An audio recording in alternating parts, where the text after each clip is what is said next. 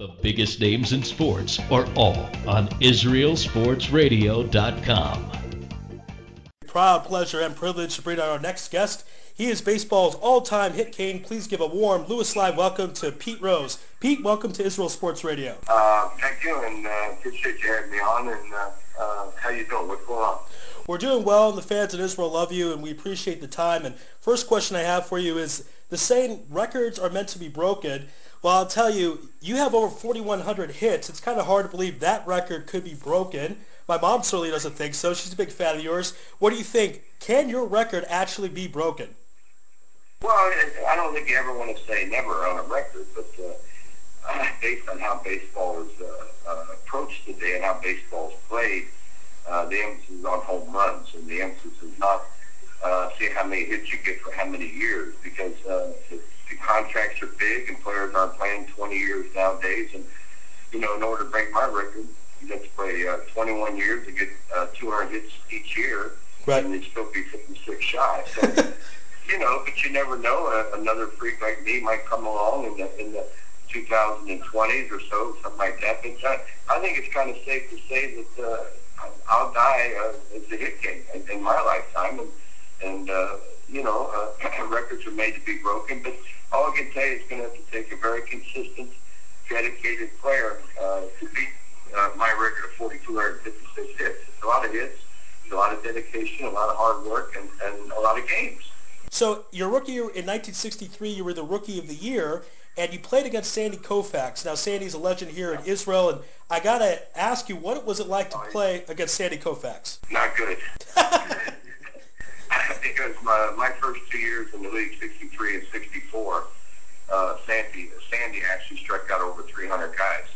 And you don't know this, Sandy went to the University of Cincinnati on a basketball scholarship.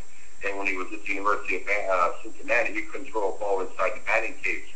Then all of a sudden he came up with that curveball, and I can tell you right now that was the toughest pitcher I ever faced, Sandy Koufax. I think 9 for 59 off of him, which is not good. And most of those hits were after my second year when I kind of learned a little bit how to hit. But my first 2 years, I had no chance against Sandy Koufax. He was a great player. I had another Jewish roommate of mine. You guys don't know, but at one time, I think he had 4 home runs in a row and hit a double his 5th time up over a course of a couple games. Art Shansky. Oh, sure. He was my roommate at Cincinnati. He was my roommate at Macon, Georgia, when I was in the minor leagues. He was from St. Louis, and it's another good Jewish ball player I can talk about. Going You probably forgot about him. You probably forgot about Art Shansky. Well, I mean, not as famous as Sandy Koufax, but you're right. Just a tremendous ball player. And I don't think there's ever been a player. I mean, I don't care what religion you are or what nationality you are. Sandy Koufax was one of the top 1 or 2 pitchers in the history of baseball over that period of time. It's just a shame that he had some of those elbow problems, because if Sandy was pitching today with all the medication and different medical things they have for arms today, he'd have probably won another 100 games, because they could have kept him around. Yeah, when people forget about Sandy, he won 3 Cy Youngs, but that was back then when the Cy Young was only given once to the entire major leagues. Yeah, it was 1 Cy Young for all baseball.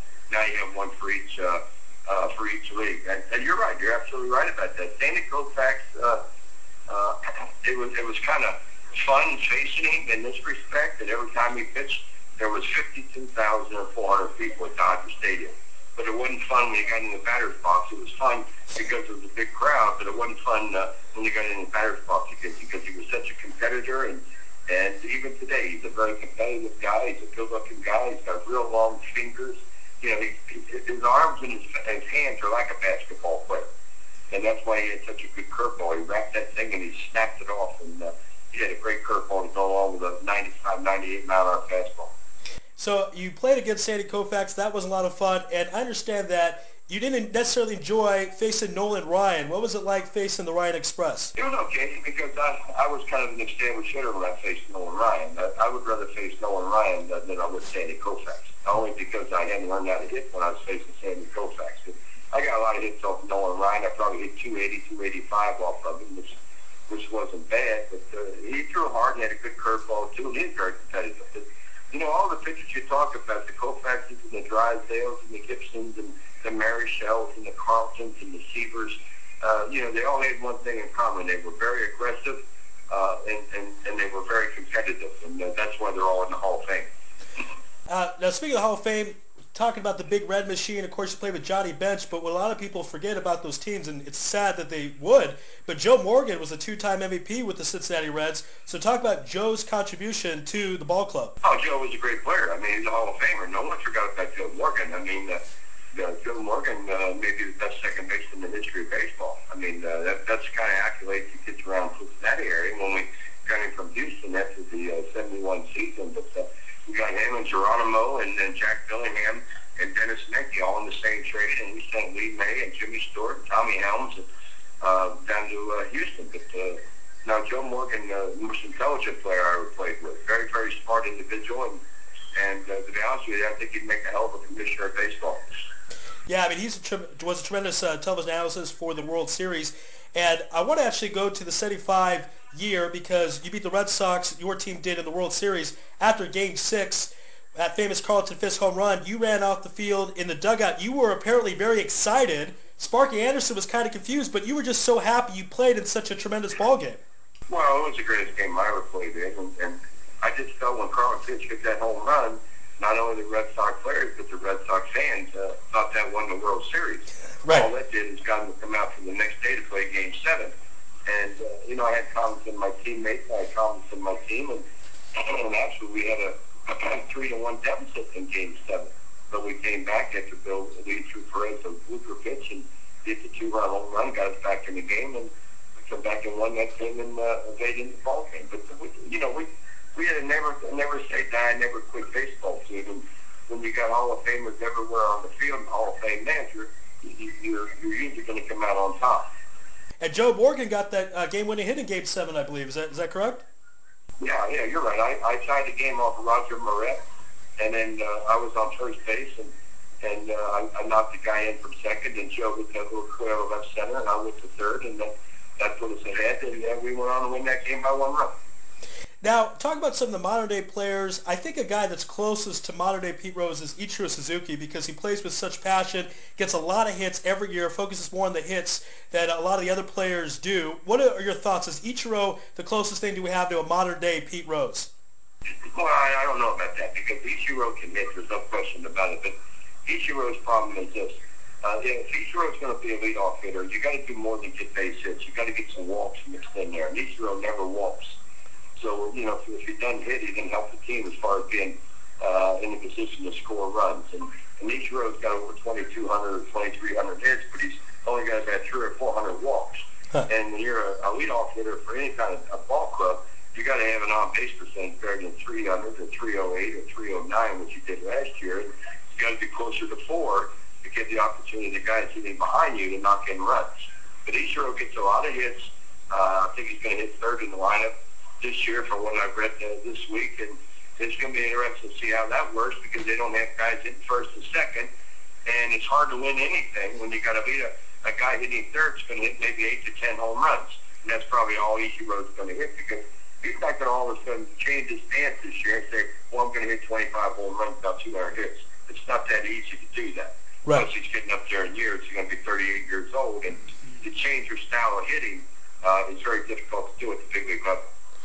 All right, now I want to go to the home run topic. As you mentioned at the beginning of this interview, a lot of guys focusing more on the home runs, not necessarily hitting for average, and a big part of that, at least in the kind of late 90s, earlier part of last decade, the steroid era. Now, when you played hard, you played clean, you played it the right way. What are your thoughts about these guys cheating, in my opinion, and get some of these records that they have no business being a part of? Well, I'm kind of the wrong guy to ask that question to. Wouldn't it be nice if you could ask it to Roger Maris? Or you could answer to Babe Ruth, right. Or you could, Hank Aaron won't talk about it, but those are the guys that are affected by the steroids. If someone ever got 4,257 hits and was linked to steroids, then I'd have a lot of things to say. But one thing you have to understand, I think you do, is that the most sacred thing in baseball is the statistics, going back to 1869. And when you do something that alters the statistics of baseball, it's just not good for the game. Now, I don't know what the punishment should be for guys who take steroids. It's just like this week with Ryan Braun. One arbitrator said he did it. The other two said he didn't. Now, I can't imagine someone taking the urine sample that he provided and bickering with it before he put it in the FedEx. It just doesn't make sense to me. So baseball has that problem they have to deal with, and I don't know if baseball really deals with the steroids. The guys that are mentioned that use steroids, I don't know if they don't do them too much to them penalty-wise. Sure, the press is not going to vote for him for the Hall of Fame. I'm talking about Palmeiro, McGuire. Let's see what happens next year when the Bonds is on the ballot, the Clemens is on the ballot, Sammy Sosa's on the ballot. Those guys will be on the ballot next year. It's going to be interesting to see how the press, which way they decide to go. I mean, because Barry Bonds is a tremendous player. Roger Clemens was a 7-time Cy Young, a tremendous pitcher. So can you imagine those guys not being in the Hall of Fame along with me, the hit king? I mean, what does that do for the Hall of Fame when the guy with the most Cy Youngs, the guy with the most home runs, the guy with the most hits, not the Hall of Fame? It kind of makes the Hall of Fame, I don't know what it makes it. It takes a little credibility away from the Hall of Fame. Great point there. Well, let me ask you this. If you were in charge, how would you handle the steroid situation? Would you make... I don't know. You have to handle it the way the rules are set up.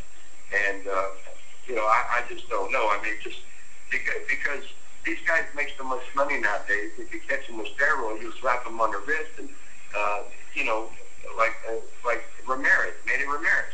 I mean, they slapped him on the wrist and he got caught again. They gave him 51 games. Now he's signed again to play this year. So when you're making $15, $20 million a year, and they give you 51 games, and you have a guaranteed 6, 7, 8-year contract, it's like getting to go on vacation for 50 days. Right.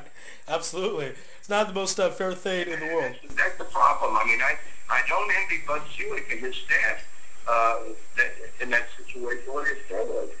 It's a tough deal. It's a tough situation with the Players Association to come up with a penalty that fits the crime that these guys are doing, if you want to call it a crime. We're speaking, of course, with Pete Rose, baseball's all-time hit king. And Pete, I want to go to that very special moment when you broke Ty Cobb's record. I remember you standing at first base and kind of looking up at heavenward. Tell us the moments, the feelings, what it was like breaking Ty Cobb's record. Well, it took 9 minutes standing ovation, but when you're at first base and you give that kind of ovation, you start to think about people who were really responsible for you being there, couldn't be there because they died. And that was my father, my uncle, my Little League coaches, my high school coaches. They weren't able to be there and celebrate with me, and they were the reason I was there. And that's what brings tears to your eyes. And it took 9 minutes to do that to me. And I'd have to think that that's a little bit similar to being there just to go to the Hall of Fame, because you think about everybody responsible for you being there, and in a lot of cases, most of them aren't there because they've passed on. Our last couple of questions here before we let you go. Again, your nickname, Charlie Hustle. As I mentioned, you play the game with so much passion. And what I wanted to know, your accomplishment, obviously based on talent, but tremendous work ethic. Where do you think the talent and work ethic ratio were? Was it 50-50, 70-30? What do you think was the complete Pete Rose package? Oh, no, the guys had more talent than me, but one thing I did have that you have to have as a baseball player, I had great hand-eye coordination. You can't hit a baseball 4,000 times you don't have hand-eye coordination, but I had extra work ethic, I had extra enthusiasm, and I had extra desire. Sure, Clemente had a better arm than me. Hank Aaron had more power than me. Willie Mays could run faster than me, and they had their own deals too. But I just was a workaholic, and I was a grinder. I guess the best word to describe me is I was a grinder, and I was never satisfied as a player. And I tell people, Dave, come in to get my autograph in Las Vegas. I said, 3 things of advice I can give your kid: be aggressive, be more aggressive, and never be satisfied. And that's not only in baseball, but that's life in general. And I think that's a motto you have to live with. Great advice there from the all-time hit king. Now, Pete, last question. Everyone in Israel wants to know, what are you doing currently? I know you're involved with some promotions, but please tell everyone out there what's going on in the life right now. I'm at a place called Antiquities, which is at the Forum Shops at Caesars in Las Vegas. Antiquities is a memorabilia store, and I sign autographs there about 20 days a month. And all I do all day is just sit and sign autographs and talk baseball and talk positive about the game of baseball. The great fans from all over the world that come to Las Vegas. All right, great stuff. So anyone who's listening, if you're in Las Vegas, definitely check Pete out, talk some baseball with him, get a couple autographs. And Pete, it was certainly... And I guess somebody at that station knows Jim McGurney, who I used to work for over at the other store, and he's the one who got me hooked up on his interview. And let's say kudos to Jim McGurney. Yes, to Jim and Rafael Geller, they both set this up, so we certainly give a lot of appreciation to them. And Pete, anytime for any reason you're in the Holy Land, you're in Israel, please contact us. We would love to meet with you and do this interview in person and talk some baseball here in the Holy Land. All right, buddy. Have a good day, and thank you very much. All right, be well, Pete.